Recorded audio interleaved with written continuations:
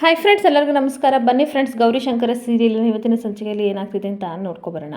ಅದಕ್ಕೂ ಮುಂಚೆ ಯಾರೆಲ್ಲ ನನ್ನ ವಿಡಿಯೋ ನೋಡ್ತಾ ಇದ್ದೀರಾ ಅವರೆಲ್ಲ ಪುಟ್ಟದೊಂದು ಲೈಕ್ ಮಾಡಿ ಹಾಗೆ ಫಾಲೋ ಮಾಡೋದನ್ನ ಮರಿಬೇಡಿ ಫ್ರೆಂಡ್ಸ್. ಬನ್ನಿ ಸ್ಟಾರ್ಟ್ ಮಾಡೋಣ. ಫ್ರೆಂಡ್ಸ್, ಮೊದಲಿಗೆ ಇಲ್ಲಿ ರೌಡಿ ಬೇಬಿನ ನೋಡಬೇಕು ಅಂತ ಶಂಕರ ಮತ್ತು ಕೋಳಿ ಮಂಜ ಗುಂಡ ಎಲ್ಲರೂ ಕಾಯ್ತಾ ಇರ್ತಾರೆ.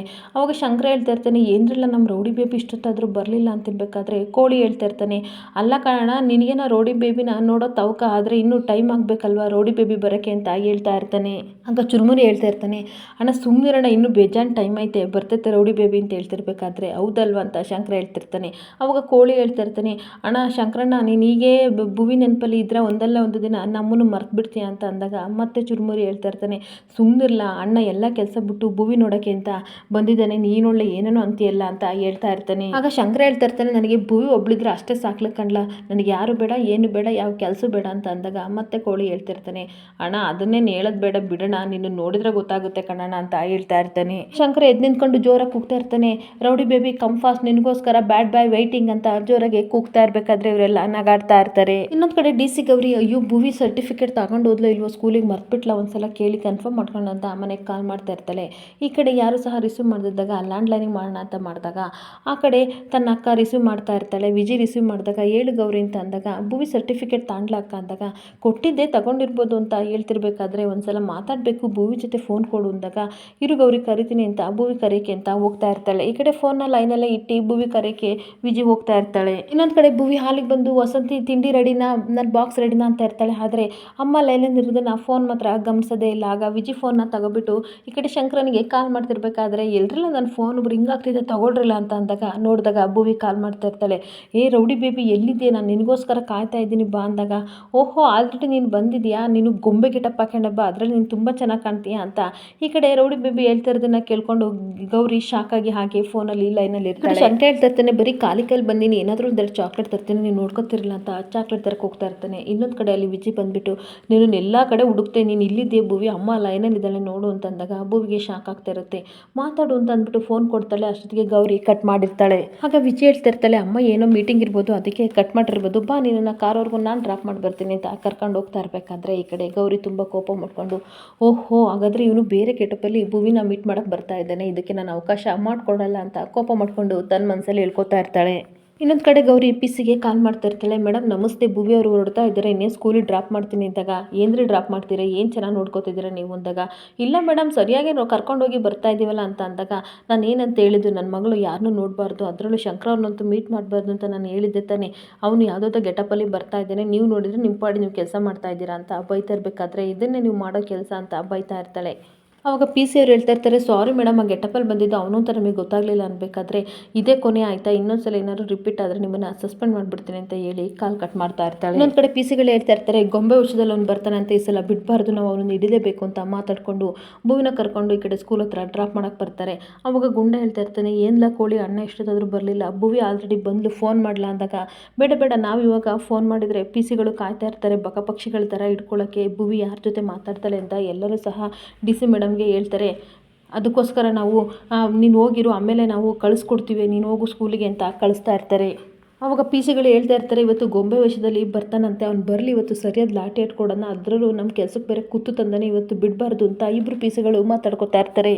ಈ ಕಡೆ ಗುಂಡ ಓಡ್ ಬಂದ್ಬಿಟ್ಟು, ಬ್ರೋ ಬಾ ಬ್ರೋ ಹೋಗೋಣ ನಾವು ಅಂತ ಹೇಳ್ತಿರ್ಬೇಕಾದ್ರೆ, ಇರು ಬ್ರೋ ಒಂದು ನಿಮಿಷ, ನಿನಗೇನೋ ನಾನು ಕೊಡಬೇಕು ಅಂತ ಅಂದಾಗ, ಏನು ಬ್ರೋ ಅಂತ ಕೇಳ್ತಾ ಇರ್ತಾನೆ. ಇವತ್ತು ರಾಖಿ ಹಬ್ಬ, ಅಣ್ಣ ತಂಗಿ ಈ ಥರ ರಾಖಿ ಕಟ್ತಾರೆ, ನೀನೇ ನನಗೆ ಅಣ್ಣ, ನಿನಗೇನೇ ಕಷ್ಟ ಬಂದರೂ ನಾನು ನಿನ್ನ ಜೊತೆ ಇರ್ತೀನಿ ಅಂತ ರಾಖಿ ಕಟ್ಟಬೇಕಾದ್ರೆ ಈ ಕಡೆಗೆ ಗುಂಡನಿಗೆ ತುಂಬ ಖುಷಿ ಆಗ್ತಾ ಇರುತ್ತೆ. ಬ್ರೋ ನಿನಗೆ ಕೊಡೋಕೆ ನನ್ನ ಹತ್ರ ಏನೂ ಇಲ್ಲ ಅಂದಾಗ, ಹೌದಾ ಏನು ಮಾಡೋದು ಅಂತ ಅಂದಾಗ, ಕಣ್ಣು ಮುಚ್ಕೊ ಅಂತ ಅಂದಾಗ ಭುವಿ ಕಣ್ಣು ಮುಚ್ಕೊಂಡ ಹಣೆಗೊಂದು ಮುತ್ತು ಕೊಡ್ತಾನೆ. ಇದೇ ನನ್ನ ಹತ್ರ ಇರೋದು, ಬೇಜಾರು ಮಾಡ್ಕೋಬೇಡ ಅಂತ ಅಂದಾಗ, ಪರವಾಗಿಲ್ಲ ಬ್ರೋ ಒಳ್ಳೆ ಗಿಫ್ಟ್ನ ನನಗೆ ಕೊಟ್ಟೆ ಅಂತ ಇಬ್ಬರು ಖುಷಿ ಪಡ್ತಾ ಇರ್ತಾರೆ.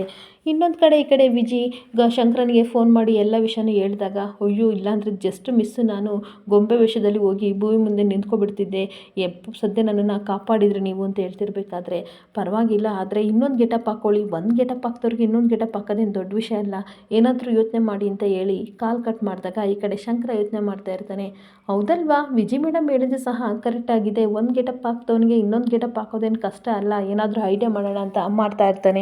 ಇನ್ನೊಂದು ಕಡೆ ಕೋಳಿಗೆ ಚುರುಮುರಿ ಹೇಳ್ತಾ ಇರ್ತಾನೆ, ನಾನು ಅಣ್ಣ ಬರೋದು ಲೇಟ್ ಆಗುತ್ತೆ ಅಂತ ಅನಿಸುತ್ತೆ, ಗೊಂಬೆ ಗೆಟಪ್ ಹಾಕ್ಕೊಂಡು ನಾನು ಭುವಿಗೆ ಹೇಳಿ ಬರ್ತೀನಿ ಅಂತ ಅಂದಾಗ ಹುಷಾರು ಕಾಣಲ್ಲ ಅಂದಾಗ ನಾನು ಆ್ಯಕ್ಟಿಂಗ್ ಮಾಡೋದಲ್ಲಿ ಎತ್ತಿದ ಕೈ ಅಂತಂದ್ಬಿಟ್ಟು ಗೊಂಬೆ ವೇಷ ಹಾಕ್ಕೊಂಡು ಈ ಕಡೆ ಆಯ್ ಮಕ್ಕಳ ಅಂತ ಭುವಿ ಹತ್ರ ಹೋಗ್ತಿರ್ಬೇಕಾದ್ರೆ ಸಿಕ್ಕಿದ್ದ ಚಾನ್ಸ್ ಅಂತ ಈ ಕಡೆ ಪಿ ಸಿ ಅವ್ರು ಇಟ್ಕೊಂಡು ಗೊಂಬೆ ಗೆಟಪ್ ಹಾಕ್ಕೊಂಡು ಮೇಡಮ್ಗೆ ಹೇಳಿ ನಮ್ಮ ಕೆಲಸನಿಗೆ ತುತ್ತು ತತ್ತೀಯ ನೀನು ಅಂತ ಸಿಕ್ಕಾಬಟ್ಟೆ ಹೊಡಿತಾ ಇರಬೇಕಾದ್ರೆ ಇಲ್ಲಿ ಕೋಳಿ ನಗಾಡ್ತಾ ಇರ್ತಾನೆ.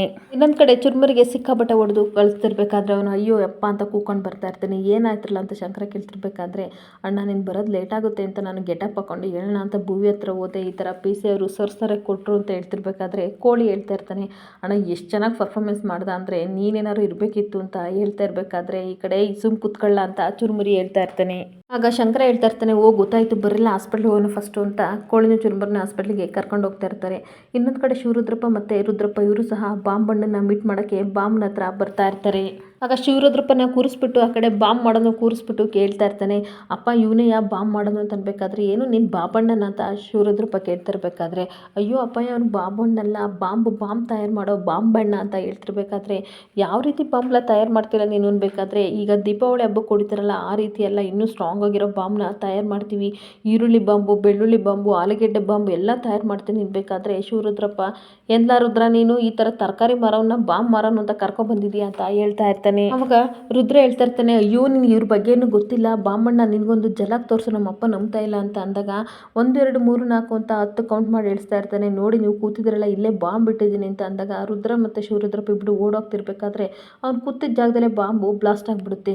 ಆಗ ಶಿವರುದ್ರಪ್ಪ ಎದ್ರಕೊಬಿಟ್ಟು ಏನ್ಲ ನನಗೆ ಬಾಂಬ್ ಬಿಟ್ಟಿದ್ಯಾ ಅಂತ ಅನ್ಬೇಕಾದ್ರೆ ಇದು ಸ್ಯಾಂಪಲ್ ಸ್ಯಾಂಪಲ್ ಇಟ್ಟಿದ್ದೀನಿ ಅಷ್ಟೇ, ಇದು ಚಿಕ್ಕದಾಗಿದೆ, ಅದೇ ದೊಡ್ಡದಾಗಿ ಕತ್ಕೊಂಡು ಉರಿದು ಬಿಡುತ್ತೆ ಅಂತ ಅಂದಾಗ ಶಿವರುದ್ರಪ್ಪ ಶಾಕ್ ಆಗಿ ಅವನು ನಾನು ನೋಡ್ತಾ ನಿಂತ್ಕೋತಾನೆ. ಆಗ ರುದ್ರ ಹೇಳ್ತಾ ಇರ್ತಾನೆ, ಅಪ್ಪ ನೋಡ್ದ ನಮ್ಮ ಬಾಂಬಣ್ಣ ಯಾವ ರೀತಿ ಅಂತ ಹೇಳ್ತಾ ಇರಬೇಕಾದ್ರೆ ಪರವಾಗಿಲ್ಲ ಕಂಡ ನಿಮ್ಮ ಬಾಂಬಣ್ಣ ಚೆನ್ನಾಗಿ ಕೆಲಸ ಮಾಡ್ತಾನೆ, ನೋಡು ಬಾಬಣ್ಣ ನೀನು ಸರ್ಕಾರಿ ಕೆಲಸದಲ್ಲಿರೋನ ಒಬ್ಬರನ್ನ ಹರಹರ ಶಿವ ಅಂತ ಮೇಕೆ ಎತ್ತಬೇಕು ಅಂತ ಹೇಳ್ತಾ ಇರ್ತಾನೆ.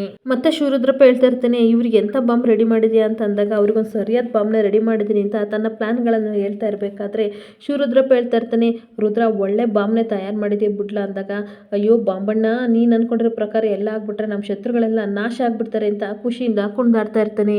ಹಂಗಾದ್ರೆ ಈ ಸಲ ಗೌರಿ ಎಣ ಬೀಳೋದಂತೂ ಗ್ಯಾರಂಟಿ ಅಂತ ಮೀಸೆ ತೀರ್ಕೊಂಡು ಇಬ್ರು ಸಹ ಖುಷಿ ಪಡ್ತಾ ಇರ್ತಾರೆ. ಒಂದ್ ಕಡೆ ಗೌರಿ ಮನೆ ಬಂದು ತುಂಬಾ ಚೆನ್ನಾಗಿ ರೆಡಿಯಾಗಿ ಯಾರನ್ನೋ ಕಾಯ್ತಾ ರೀತಿ ವೆಯ್ಟ್ ಮಾಡ್ತಾ ಇರ್ತಾಳೆ. ಹಾಗೆ ತುಂಬಾ ಖುಷಿ ಪಡ್ತಿರ್ಬೇಕಾದ್ರೆ ಆನಂದ್ ವಾಸಂತಿ ವಿಜಿ ನೋಡಿ ಎಲ್ಲರೂ ಶಾಕ್ ಆಗ್ತಾ ಇರ್ತಾರೆ. ಹಾಗೆ ಆಶ್ಚರ್ಯದಿಂದ ವಾಸಂತಿ ಕೇಳ್ತಾ ಇರ್ತಾಳೆ, ವಿಜಿ ಯಾರಿಗೋಸ್ಕರ ಇವಳು ಇಷ್ಟು ಚೆನ್ನಾಗಿ ರೆಡಿಯಾಗಿ ಯಾರಿಗೂ ವೆಯ್ಟ್ ಮಾಡ್ತಿದ್ದಾಳೆ, ಯಾರಾದರೂ ಗೆಸ್ಟ್ ಬರ್ತಾರೆ ಅನ್ಬೇಕಾದ್ರೆ ಅಮ್ಮ ನನಗಂತೂ ಗೊತ್ತಿಲ್ಲ, ನನಗೂ ಹೇಳಿಲ್ಲ, ಆಗ್ಲಿಂದ ಏನೇನೋ ರೆಡಿ ಮಾಡ್ಕೊಂಡು ಹಾಗೆ ಕಾಯ್ತಾ ಇದ್ದಾಳೆ, ಒಳ್ಳೆ ಪಾದರಸ ಥರ ಓಡಾಡ್ತಾ ಇದ್ದಾಳೆ ಅಂತ ವಿಜಿ ಹೇಳ್ತಾ ಇರ್ತಾಳೆ.